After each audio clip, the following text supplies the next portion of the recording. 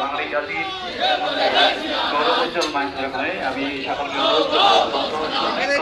ধৈর্যের সাথে আমাদের পুষ্পস্তবক অর্পণ কার্যক্রম সম্পন্ন করার জন্য আমরা সবাই ধৈর্য ধারণ করবো, যাতে করে সুশৃঙ্খলভাবে আমরা আমাদের পুষ্পস্তবক অর্পণ করতে পারি।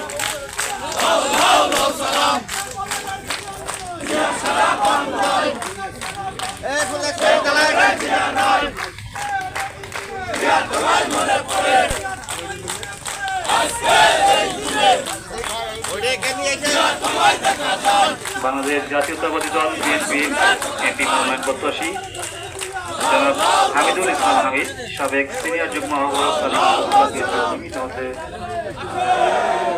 প্রাঙ্গণে উপস্থিত হয়েছে।